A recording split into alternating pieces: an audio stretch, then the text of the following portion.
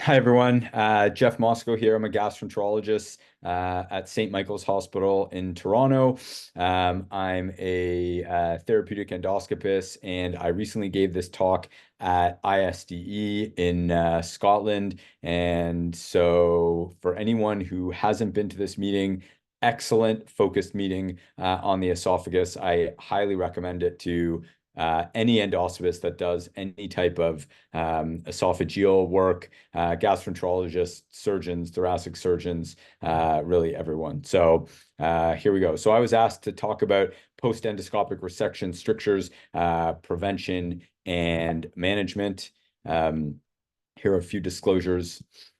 So this is a poll question just to start things off. So this is a 73-year-old man referred to me for Barrett's dysplasia. He had random biopsies that showed high-grade dysplasia, very comorbid, and so not a good surgical candidate up front. From my perspective, when I examined him, he had a C4-M8 segment of Barrett's esophagus and a 35 millimeter lesion, which my optical diagnosis looked like a T1A lesion. It was about 60% circumferential and extended up into the non-circumferential component. But when I examined the circumferential component, the remaining 40% had changes of high-grade or intramucosal cancer. So the question is really, what should I have done? Should I have performed piecemeal EMR or CAP EMR? Should I have ESD'd the lesion and then brought him back for endoscopic eradication therapy, so ablation of the remainder? Should I have done a stepwise ESD, so ESD of the lesion first and then completion ESD next time? Should I have done a circumferential ESD or sent the patient for esophagectomy? And so we'll come back to this after. So endoscopic eradication therapy is the standard of care for patients with esophageal, specifically Barrett's dysplasia and neoplasia, both T1A and maybe even T1B cancer, although that's controversial. And our approach now is to perform endoscopic resection of all visible lesions. And we know endoscopic eradication therapy is better than esophagectomy with no differences in cancer-related death and much lower adverse event rate, but a higher dysplasia recurrence rate. And there's lots of data showing that it's both efficacious and safe. This is endoscopic mucosal resection, which you're seeing at the top. But the paradigms are changing. And again, this is specific to Barrett's because that's what we see most in the West.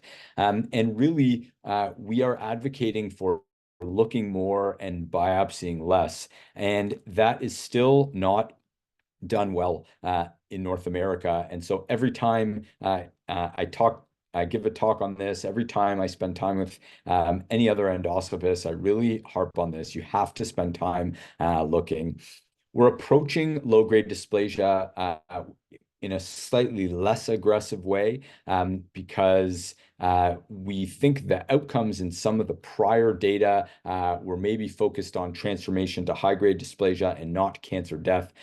We're considering a non-operative upfront approach with T1B adenocarcinoma, and the preferred trial, which is an international registry for high-risk T1A and T1B cancers, is underway and is hopefully going to give us some guidance as to what to do with these patients. And we're having more and more discussions about what we should do in terms of EMR versus ESD. And this is our data from our unit looking at recurrence following successful eradication of neoplasia with EMR versus ESD in Barrett's esophagus. And we found that neoplasia recurrence was quite a bit lower in ESD. And also one of our fellows and my colleagues published this systematic review and meta-analysis looking at EMR versus ESD, 11 studies, and found that ESD had higher en-bloc resection rate, higher R0 resection rate, and really lower recurrence rates. And so our group is leaning towards upfront ESD. The problem is that when we are performing the procedures, there is one major drawback and concern as this has become adopted, and that's post-resection strictures. This leads to nutritional deficiencies, poor quality of life, and significant cost to both the patient and the healthcare system. So what is the incidence of these? Well, it's probably less than 10% overall. But as you resect more and more tissue, the chance of stricture goes up. So 50% of resections, above 50% of the circumference will have strictures. And once you get greater than 75%, it's upwards of 90 to 100%. So a big problem. Well, is this still better than an esophagectomy if this happens? This is a 57-year-old man referred to me again for C4M6 Barrett's with biopsy showing high-grade dysplasia. And when I examined him, he had multifocal intramucosal cancer with circumferential involvement. I had no choice but to do circumferential ESD with a 9-centimeter long defect. I performed prophylaxis, which we'll talk about later, and he had a difficult to manage stricture. And so I did multiple savory dilations, which wasn't really getting me anywhere. So I placed multiple stents, first a biliary, then esophageal stent, and had lots of issues with stent migration. So these strictures occur, and they're very challenging to deal with. So what are the predictors of stricture formation? Well, we know there's a few, and we'll talk about some of these. So the amount of mucosa that we resect tells us what the risk of stricture is. In this first study of 150 ESDs, 21 ended up developing a stricture, and the stricture rate was greater than 75% when the resection was greater than 3/4 of the circumference versus less than 3% when it was under 1/2 of the circumference. So quite dramatic. And in this second study from a group in Hiroshima, over 800 ESDs for squamous cell cancer, they had a over 50% stricture rate. And when they looked at refractory strictures, which they defined as more than 8 balloon dilations, one of the main risk factors was, again, when they did a circumferential resection. There's meta-analysis level data, again, that shows circumferential range greater than 3/4 is a risk factor. And in this paper for squamous cell cancer in the West, 25 centers, they had a 71% stricture rate requiring 6+ dilation. So again, we're seeing this as an issue in multiple papers. And finally, this nice study looking at 200 patients, all non-circumferential, mostly squamous cell cancers. They defined 2 groups, and they use residual mucosal width as determinant of stricture. So the high-risk group, which had a greater than 50% stricture rate, is when you left either a mucosal width of less than 5 millimeters, as you can see right here, or 6 to 10 millimeters with one other risk factor. So defects in the upper third of the esophagus or prior chemoradiation therapy. So we think residual mucosal width, similar to the circumferential range, impacts on the rate of strictures. And for this reason, the indications for esophageal ESD and squamous cell cancer are a little different in the Western world versus Japan. In Japan, who obviously are outstanding at ESD with some of the world's best endoscopists there, will not perform circumferential ESD for lesions greater than 5 centimeters and will send those patients to surgery. So this is a lesion that I performed circumferential EHD, which was much longer than 5 centimeters. Again, in Japan, even though they have the skill to do it, those often will go to esophagectomy. Muscle injury is also an independent risk factor for stenosis after ESD. This was over 1,000 patients with close to 120 strictures, and on their multivariate analysis, they found that muscle injury was a important risk factor, with more severe muscle injury being more likely to cause a stricture and more complex stricture. This is an ESD that I performed where there was type 2 muscular injury, and even though it was closed, this predisposes this patient to a stricture. And they also developed and validated a scoring system to predict muscle injury, where if you had a greater than 3/4 circumference based on the infiltration depth of the lesion and presence of submucosal fibrosis, this would predict whether or not you would get muscular injury. Tumor size, there's lots of data dating back to the earlier days of ESD, showing that this is a risk factor, and the tumor size is probably in the 4 to 5 centimeter range in terms of the longitudinal length. And this is again from some of the prior studies that I mentioned. Tumor location, also a risk factor, with the cervical and like upper thoracic esophagus being the main risk factors there that, again, came out in multiple studies. So what about prophylaxis? Well, prophylaxis, I would consider a predictor of stricture formation. With overall, we think that performing prophylaxis decreases the stricture rate. So what does that entail? Well, I think strategy is really important. And I've had this conversations with many people in terms of, should you perform circumferential ESD, or is a staged approach to ESD maybe your best option? In the case that I mentioned at the beginning, I ended up performing a hybrid where I remove the top half of the Barrett segment with a half circumferential, and then remove the bottom segment circumferentially in order to decrease the size of the circumferential resection, and thereby decreasing both the chance of the stricture and the severity of the stricture. On the right, you just saw a video of a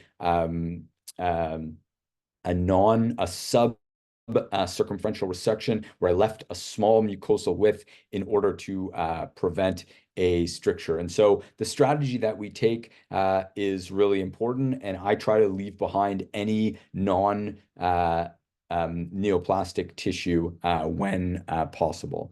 There are many other things we can do for prophylaxis. We're going to talk about the mainstays of therapy, steroids and stenting, but there's a lot of new things, including PGA antiproliferatives that have gotten a little bit of attention in the literature. So triamcinolone injection, this is considered the standard of care at this point. This is a meta-analysis from 2012 published in Diseases of the Esophagus that looked at 10 studies and 500 patients, and found that local triamcinolone injection reduced the incidence of stenosis, reduced the number of balloon dilations, and did not increase complications overall. And in their subgroup analysis, it looked like this was better dosed according to the size of the defect versus a fixed dose. And so this is a circumferential ESD that I performed on the right. And after treating any vessels, I proceed to inject triamcinolone. So the important thing to see here is that I am injecting it into the residual submucosal only. We do not want to inject it into the muscle, as it can lead to muscle atrophy, and you get these little white dots in the remaining submucosa throughout the defect. And the usual dose is somewhere in the 50 to 100 milligram range. This is a group from Belgium that published their ESD data, and they performed triamcinolone injection in any lesions over 50% circumferential. They gave triamcinolone and oral steroids in greater than 90% defects, and they found that the local steroid injections seemed to provide benefit, as their stricture rates were lower than that in the literature, with their overall symptomatic stricture rate at 3 months being around 8.4%. But their stricture rate with greater than 90% circumferential defects only 63%, so quite good. This is another method whereby this group performed a prospective multi-center study of esophageal triamcinolone filling method in patients after subcircumferential ESD. So they filled the esophagus with triamcinolone and just sucked air to prevent it from passing down into the lumen, and they used that in place of injecting triamcinolone. So just another method.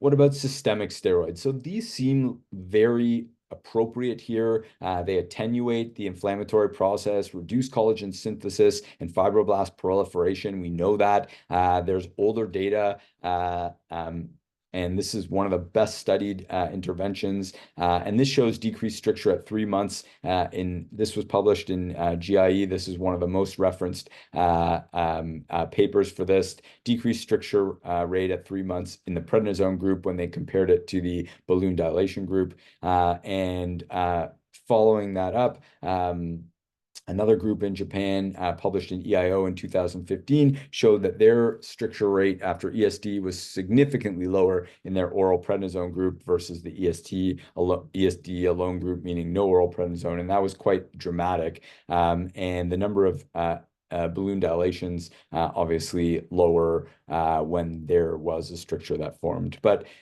oral prednisone has many known adverse effects. And so we need to beware of giving this just to all comers.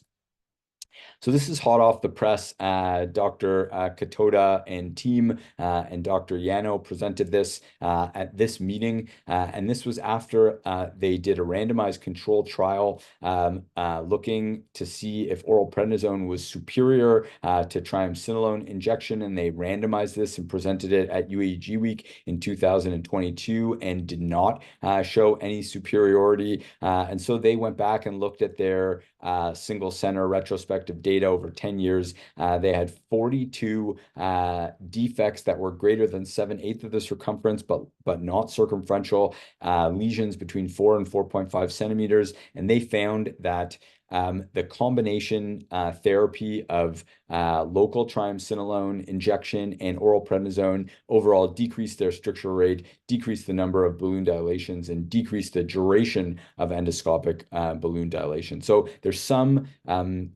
synergy or additive effect when you put both oral prednisone and triamcinolone injection together. And so the question is, should this be standard of care in both circumferential and sub-entire circumferential defects? Well, do we have to use systemic steroids? And the answer is that probably not. This is Michael Burke's group that's been using budesonide slurry for many years, where they took budesonide respules and combined it with sucralose and gave that BID for 6 weeks.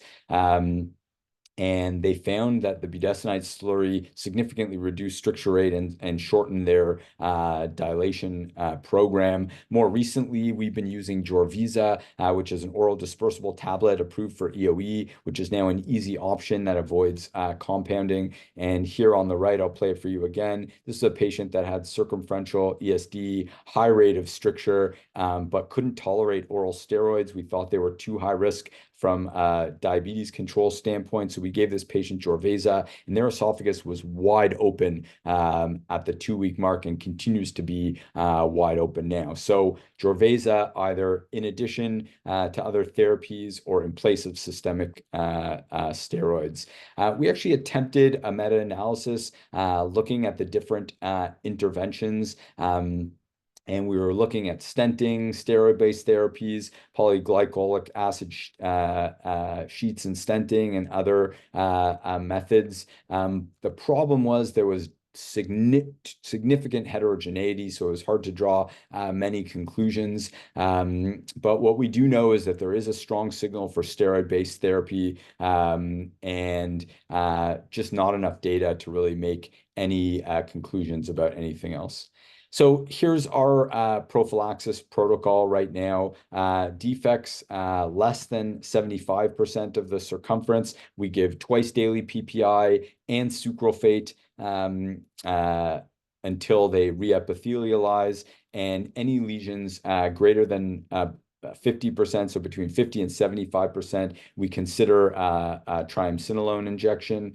Defects between 75 and 90% circumferential. So sorry, over here you're seeing a defect that's less than 75% circumferential, and so they would get that protocol that I said. So in this patient, we didn't inject anything, and this patient is totally well without either symptomatic or asymptomatic stricture. On follow-up, defects between 75 and 90, we give the same thing. We inject triamcinolone, and we give oral budesonide. So I'm giving Gervaisa now, and then defects greater than 90%, which includes circumferential. All the same thing. We definitely inject steroids.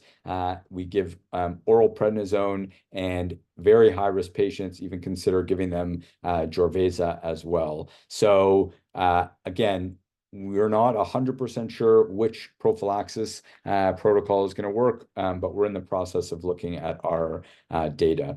What about prophylactic stenting? Well, I think this is a great idea. Although currently in Canada, we have just been approved for endoscopic suturing, so we don't have much experience with it.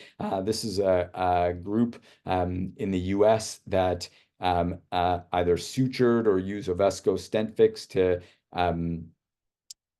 fix these stents in place. And so this is their initial experience with 8 patients where they put the stent in and either used Oversitch or stent fix, as I said. They had 2 episodes of stent migration and a lower stricture rate than we would be expected. So this needs some more study, but an interesting idea about putting stents in at the time of ESD before the inflammatory cascade has a chance to start.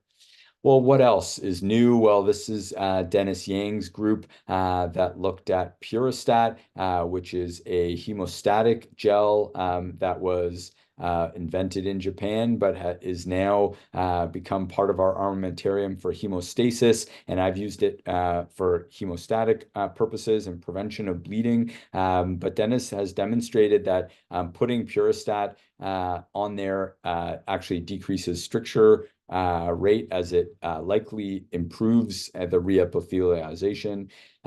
Here is another group that developed a drug-eluting balloon that, again, improves efficiency for injecting triamcinolone. So you're able to inflate the balloon and inject triamcinolone without a needle. So the balloon just really infuses it into the submucosa. So it takes the 10 minutes of injecting triamcinolone and makes it quite efficient. So 2 new concepts in the world of prophylaxis. So what do you do if your prophylaxis doesn't work? Now what? So our mainstays of therapy are dilation, either balloon or bougie type dilation. I prefer Savory, which means over a wire. There's radial incision and cutting, which I don't think has a role in post-resection strictures. There's stenting. I'm going to talk about fully covered metal stents, but there's been a resurgence in biodegradable stents. And then there's a new concept, which is cryodilation, which is using spray cryotherapy, which we'll talk to. So how do you dilate? Well, the answer is early and often and aggressive. And so we need to bring these patients back because we think that fibrosis starts really in the 1 to 2 week range after the ulceration begins to heal. And so I bring all my patients back at 10 to 14 days, and we'll even begin dilation at that point. Takahashi et al. In 2011 showed that they needed to dilate about 5 times over 3 months. But really, this depends on the length of the stricture and the severity of the stricture, which again ties back into some of the risk factors that we talked about before. This study from 2021 had 166 EMRs, 261 ESDs for an expected kind of 8% stricture rate that required endoscopic treatment. And they showed that the mean number of dilations was 2.5, around a quarter required only 1 dilation, and 2/3 of the strictures had complete relief after 3 sessions. So a lot of strictures can be managed with just a few dilations, but again, some of the high risk strictures and a small proportion will be refractory, requiring many, 5, 10 plus dilations. There's a thought that there's a possible increased risk of perforation in patients who have had prior triamcinolone injection, but I have personally not found that, and this is not been kind of proven in the literature. Vermeulen and group in 2000 published a dilation experience in 891 endoscopic dilations, which included a component of post-endotherapy. And they found that the stricture diameter of less than 10 millimeters actually didn't affect the number of dilations needed. And so it was 4 or 5 sessions on average. But what they did find is if you could stretch to greater than 15 millimeters during your first 3 dilation sessions, it overall predicted a lower mean number of sessions. Now, I'm not saying that you should try and necessarily get to 15, but if you're able to get up to 15, it predicts an easier course. So what about stenting? Well, there's no real consensus on the best timing of patients. I'm always worried about stent migration, which I showed you in my first case, because then you still have a stricture to deal with and a stent that's now migrated, which is very difficult to get at. So I will often clip these stents in place or use over the scope clip. So here's one of my patients who I placed a stent when I was forced to, and then used an over the scope clip to put it, keep it in place. But in spite in a recently kind of hot off the press trial, they found that no matter how they fixed these stents in place, about 1/5 still migrated. So that's even with endoscopic suturing. There is a small amount of data on the outcomes of stenting for after circumferential ESD. This was a group that published 42 circumferential ESD strictures over 5 years. They had a group that got metal stents and a group that just got dilated, and they found that the patients who had stents placed had a reduced number of dilations and an overall shortened treatment time. So some data that there is a benefit of placing stents in these patients, although beware of stent migration. I'm going to end off with cryodilation. So spray cryotherapy has been around for many years, albeit in the setting of ablation of Barrett's esophagus and more recently palliation of esophageal tumors, both adenocarcinoma and squamous cell carcinoma. But we are really learning that we can expand this use quite dramatically, which started with the concept of dilation in the trachea for tracheal stenosis. And so the magic of cryotherapy is that it causes tissue necrosis, but it leaves the extracellular matrix intact, which enables a healing response with limited scarring and fibrosis. So when we dilate someone, normally you get that healing response with definite fibrosis, which really gets you often back to where you were before. So the thought is that you can spray cryotherapy and then balloon dilate, and you will inhibit that usual fibrosis response and decrease the number of dilations that you will get. So this video is not me doing it, but it's from a recent presentation at DDW by a group in the US that is publishing on cryodilation. And so this is how it works. You can see a decompression tube in the stomach and the cryotherapy catheter there. You freeze each hemicircumference one at a time, and then depending on your goal determines your length of freeze, and then you'll perform balloon dilation. And so this is the expected appearance after balloon dilation. And so this is the initial experience in the US, which was 33 patients over a 3-year span at 5 US centers. Their average freeze time was 24 seconds, and their thaw time was 60 seconds, and their average number of cryodilation cycles was 2.5. And this was kind of all etiologies of strictures, predominantly anastomosis, but some post-endotherapy strictures in there. And they found that the number of dilations in the 6 month before cryodilation was significantly higher than post-cryodilation. The starting diameter was obviously a lot lower and improved after cryodilation, and adverse events a lot lower as well. So this appears to be both safe and efficacious in terms of treating refractory benign strictures, and we are definitely going to put this to the test in post-resection strictures moving forward. That's all I have for you today. I really appreciate your time, and I appreciate ViewMedi sharing this with everyone. Thanks again, and we'll see you soon.